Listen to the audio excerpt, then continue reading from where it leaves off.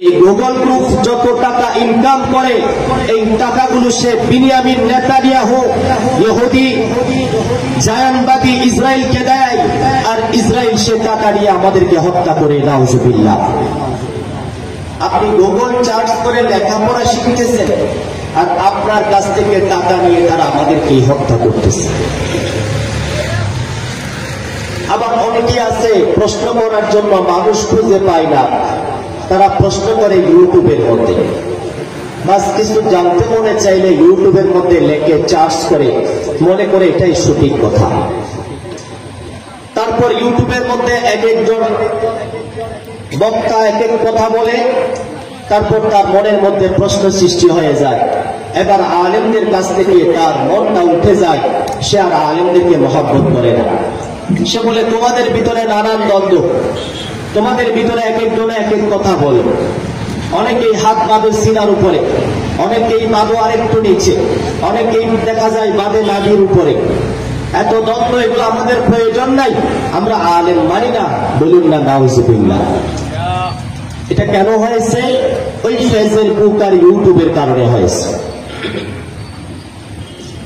আবার অনেকেই প্রশ্ন করে চার দোকানে যাওয়ার পরে, যে মানুষের মুখের মধ্যে দাড়ি পর্যন্ত নাই, যে মানুষের সাথে দিনের সাথে কোনো সম্পর্ক নাই, আদার ব্যাপারে জাহাজের খবর নাও, তারে জিজ্ঞেস করে মাসলা মাসাইল, এবার সে জম্মের মতো উত্তর দেয়। ইযা কানাল গুরাবু দলিলা কওমিন সায়াহদিহিম ইলা বাইতিল খলাই। আপনি যদি কাককে পীর মানেন, কাকের বাড়ি বাথরুম আপনারে বাথরুমে নিয়ে যাবে। আপনি আওয়াম পাবলিককে যদি প্রশ্ন করেন, তাহলে সে আওয়াম পাবলিক জানে না হাক্কা বাক্কা মেশিনে কয় গাড়ির চাক্কা, আপনারে এমন উত্তর দিবে যে উত্তরের সাথে শরীয়তের সাথে কোনো সম্পর্ক নাই। কি বলেন, কথাটাকে মিথ্যা বললাম? আজকে কি চার দোকানে বসে বিভিন্ন মাসলা মাসাইল জিজ্ঞেস করে না? করে। তাহলে ইউটিউব থেকে প্রশ্ন করে, ফেসবুক থেকে প্রশ্ন করে, গুগল থেকে প্রশ্ন করে, চার দোকানের দাড়ি ছাটা মানুষের কাছ থেকে প্রশ্ন করে। মনে রাখবেন, প্রশ্ন করা এটা একটা ইবাদত, প্রশ্ন করা একটা সওয়াবের কাজ। এজন্য আপনি যারে তারে প্রশ্ন করবেন না। প্রশ্ন যদি করতে চান তাহলে মনে রাখবেন, প্রশ্ন সম্পর্কে যিনি জানে উত্তর তাকেই জিজ্ঞেস করতে হবে সেই প্রশ্ন। মনে করেন আপনার শরীরে রোগ হয়েছে, তো আপনি কোন ওষুধ খাইলে ভালো হবে, এটা কাকে জিজ্ঞেস করবেন? ডাক্তারকে জিজ্ঞেস করবেন। আপনি ঘর বানাবেন, কিভাবে ঘরটা বানাইলে টেকসই হবে, কাকে জিজ্ঞেস করবেন? ইঞ্জিনিয়ারকে জিজ্ঞেস করবেন। তো আপনি দিন শিখবেন, কিভাবে আমল করলে আপনার আমল আল্লাহ কবুল করবে, তাকে জিজ্ঞেস করবেন? আলেমকে জিজ্ঞেস করবেন। মনে রাখবেন, প্রশ্ন যদি করতে মনে চায়, মুহাক্কিক আলেমের কাছ থেকেই প্রশ্ন করে জেনে নেবেন।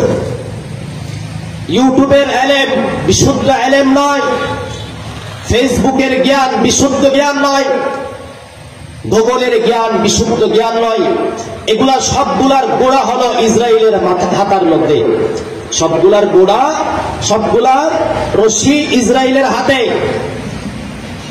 আসুন আমরা সেই যুগের দিকে ফিরে যাই, যে যুগের মানুষ মসজিদ কাঁচা থাকলেও মানুষগুলো পাকা ছিল। সাহাবায়ে কেরাম,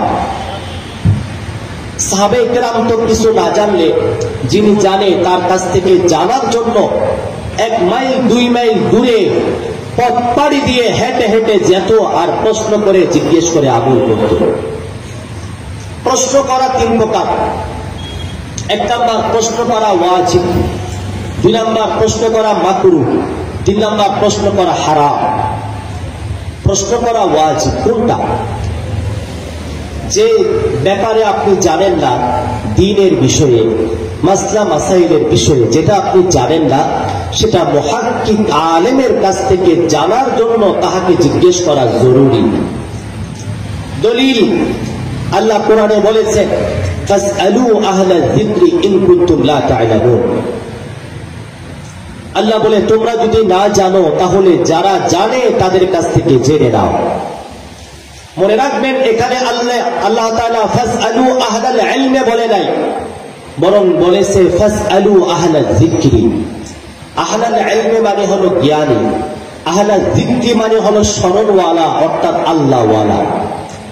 আল্লাহ বলেছেন ফাসআলু আহলাল যিকরি, তার মানে অনেক আলেম এমন আছে যে আলেম সুল্লাম পড়াইতে পারে, তকলিদাস পড়াইতে পারে, মাইবুজি পড়াইতে পারে, শরহে চুব্বিনি পড়াইতে পারবে, কিন্তু দেখা যায় গলার মধ্যে টাই ঝুলায়, দেখা যায় মাথার মধ্যে টুপি নাই, মুখের মধ্যে দাড়ি ছাটা। রব্বুল আলামিন বুঝাতে চাচ্ছে এই সমস্ত মানুষের কাছ থেকে জিজ্ঞেস করে কোনো লাভ হবে না। যদি জিজ্ঞেস করতে চাও আহলে যিকরি, জ্ঞানী গুণী মুত্তাকি আলেমের কাছ থেকে জিজ্ঞেস করবে।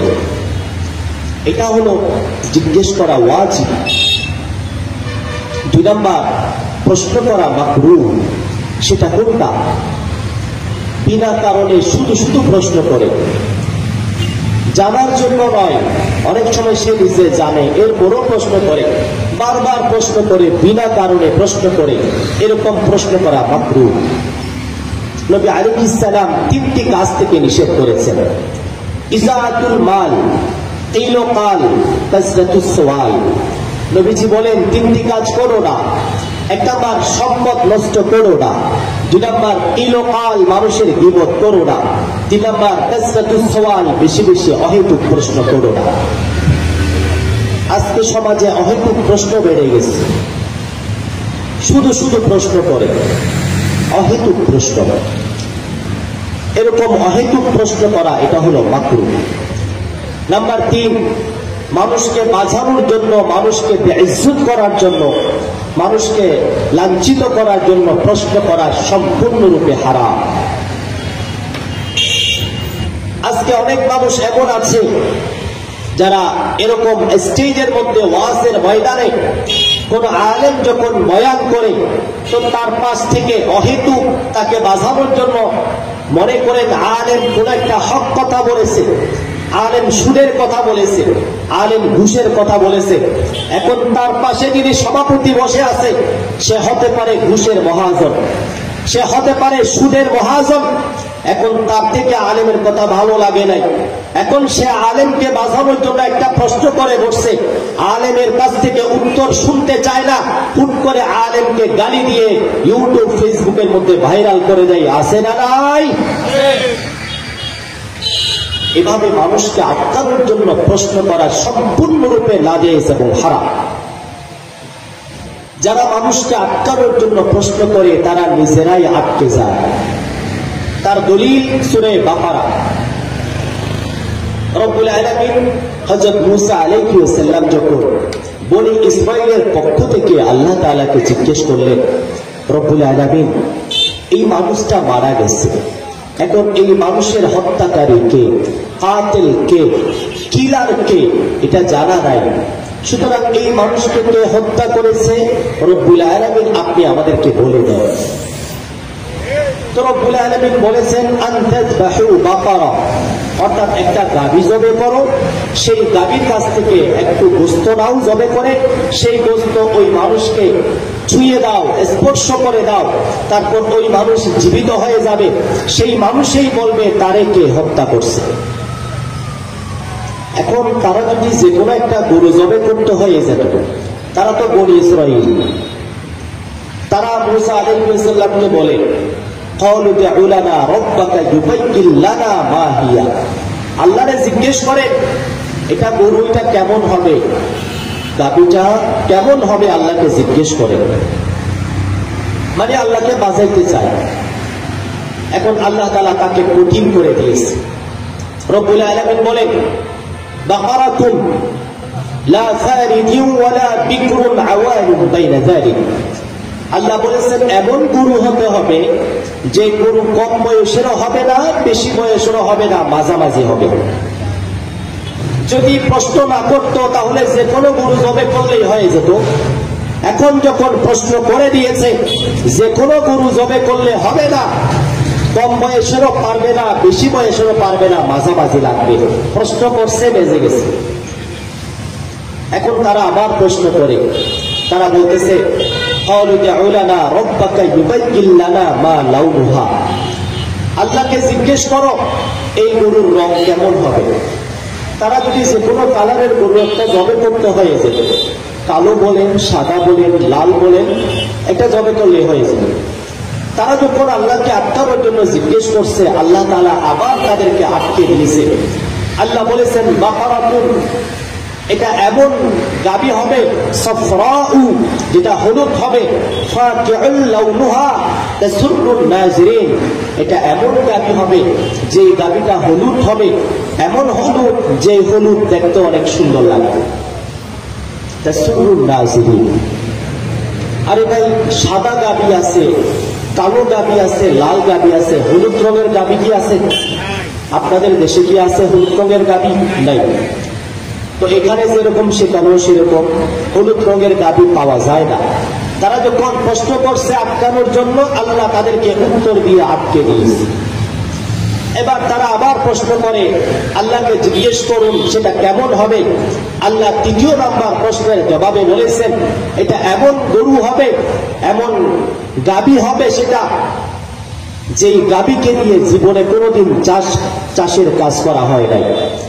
লা যালুলুন তুসিরুল আরদ ওয়ালা তাসকিল হারব, এমন গরু হতে হবে যে গরু দিয়ে কোনোদিন চাষ করা হয় নাই, এমন গরু হতে হবে যে গরু দিয়ে সেচের কাজ করা হয় নাই, পানি সেচের কাজ করা হয় নাই।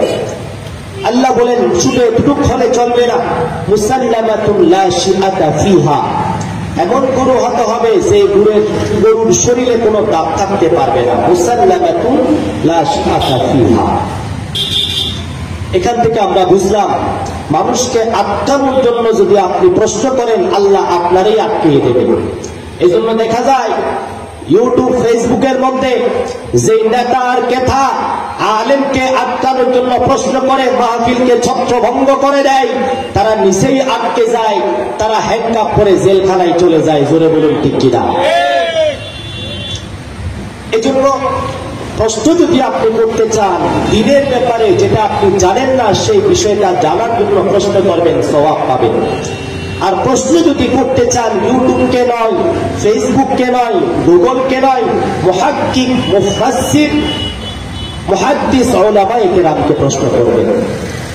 আমাদের আশেপাশে জামিয়া মিল্লিয়া আজিজিয়া বড় মাদ্রাসা আছে, চাম্বল বড় মাদ্রাসা আছে, ভেঙ্গাপাড়া বড় মাদ্রাসা আছে, আশেপাশে অনেক মাদ্রাসা। এখানে যদি না হয়, পটিয়া, হাটাজারি, বাবুনগর, লালপুর মাদ্রাসা প্রধান মুফতি সাহেবের কাছ থেকে প্রশ্ন করবেন। এজন্য কি বলেন, ফেসবুক ইউটিউবকে প্রশ্ন করবেন নাকি মুফতি সাহেবের কাছে যাবেন? একটু জোরে বলেন, মুফতি সাহেবের কাছে যাবেন। তাহলে ইনশাআল্লাহ আপনারা আর গোমরা হবেন না। তো আল্লাহ তাআলা হাবিব হযরত মুআজকে প্রশ্ন করেছে, হে মুআজ, বলো দেখি বান্দার উপরে আল্লাহর হক কি এবং আল্লাহর উপরে বান্দার হক কি। তাহলে বোঝা গেল এরকম বয়ানের মধ্যেও মাঝে মাঝে যদি কোনো ওয়াইজ প্রশ্ন করে, এটাও শরীয়ত সম্মত কাজ, শরীয়ত বিরোধী নয়। কথা কি বুঝেছেন? বয়ানের মধ্যে মাঝে মাঝে প্রশ্ন করে না হুজুররা, এটা শরীয়ত সম্মত। আল্লাহ নিজেই প্রশ্ন করেছে। আল্লাহ বলেছেন, আল কারিআতু মাল কারিআ ওয়া মা আদরাকা মাল কারিআ। আল্লাহ প্রশ্ন করে বলেছেন, আল হাক্কাতু মাল হাক্কা ওয়া মা আদরাকা মাল হাক্কা। সুতরাং মাঝে মাঝে প্রশ্ন করা এটা খারাপ কিছু না, এটা ভালো। নবী আলাইহিস সালাম মুআজ রাদিয়াল্লাহু তাআলা কে প্রশ্ন করে বলেন, হে মুআজ, তুমি কি জানো আল্লাহর হক কি বান্দার উপরে, বান্দার হক কি আল্লাহর উপরে? এখন মুআজ উনি তো আশিকে রাসূল, মুআজ উনি তো আল্লাহর নবীর সাহাবী, উনি আমাদের মতো নয়।